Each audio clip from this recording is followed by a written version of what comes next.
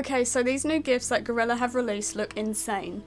One of their goals was to significantly improve and evolve the combat design in Horizon Forbidden West, and their latest PlayStation blog post outlines how they've done this. If you're looking forward to Horizon Forbidden West, then don't forget to hit the like and subscribe to never miss a video, but let's dive in.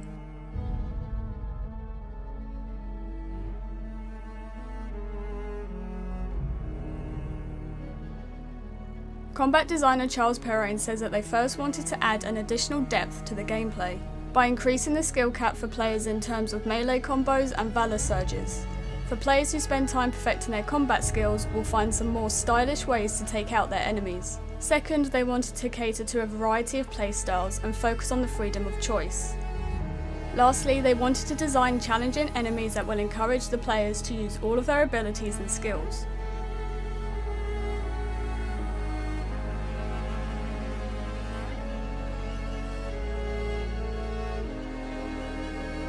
It's important to Guerrilla that they convey how Aloy has grown in her skills, confidence and experience, so they did this in her animations. They want to show that Aloy is more comfortable traversing her environment than she was in Zero Dawn. An example of this is with the grappling mechanic. We will see the physical struggle if Aloy is trying to pull herself up to higher inclines. The AI team have worked hard to make the enemies feel more authentic by improving their fluidity and motion, such as making them use the terrain around them. So while we're fighting, our enemies will be doing what we're doing, searching for opportunities to take shortcuts or outsmart the opponent. Even with the machines that are capable of swimming, they have the ability to dive and chase Aloy. They can even jump in and out of water, and if unlucky, they will combine this with an attack. They go on to talk a little bit about the skill tree overhaul, which we covered in another video, but they want to create clarity for the players as every human class and machine is designed with a clear gameplay function, which is communicated via actions, posture and motion. These readable behaviours will help the player recognise what threat lies ahead and prepare for a fight.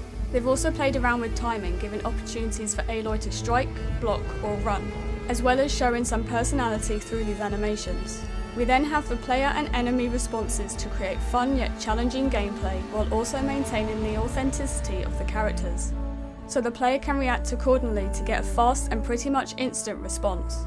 To further improve this, they have also looked into rhythm and flow for both humans and machines to create a more interesting combat scene, by experimenting with things like different ranges, multiple directions, speed, timing and strength. Much like in Zero Dawn, enemies will investigate disturbances nearby, like an arrow landing nearby or spotting a machine that Aloy took out quietly, and we can escape combat by breaking line of sight or sneaking away. And when the enemies discover that Aloy isn't where they expected her to be, they'll begin to search. They'll team up and search for her as a group. Due to their context-dependent speech, the player will be given plenty of cues to figure out their next move.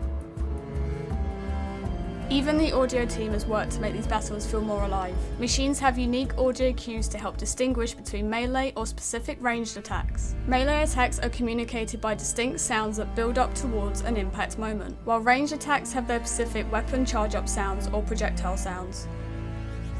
Moving on to more of the human side of the combat, Guerrilla wanted to make it as deep and as challenging as possible, by extending the combat system and adding more variety with the way Aloy encounters these human enemies. The new Resonator Blast feature rewards players for using spear combos, so whenever Aloy does a melee attack, the Resonator Spear will stack up energy. This energy can then be used to blast an enemy and it will stick to them for a short duration, or until Aloy shoots it with an arrow, dealing a hefty amount of damage. This helps to create synergy between close combat and range combat to encourage players to transition between the two. They ended the blog by explaining there are many opportunities for players to be prepared for combat, with Aloy having the appropriate outfit and weapons, along with the use of the workbench to upgrade them and unlock additional stats, perks and ammo types. The focus scanning mechanic is back from Zero Dawn as well, highlighting the enemy's weaknesses and their movement path. Okay, can it just be February now, because I'm not sure how much longer I can keep my cool for if Guerrilla keep releasing clips like this. And they also showed more footage of the borrowers on my birthday, so that was a perfect birthday gift. I will be doing a playthrough of Horizon Forbidden West, so make sure to subscribe if you'd like to come west with me. And if you enjoy these sorts of videos, don't forget to hit the like, and I'll speak to you in the next one.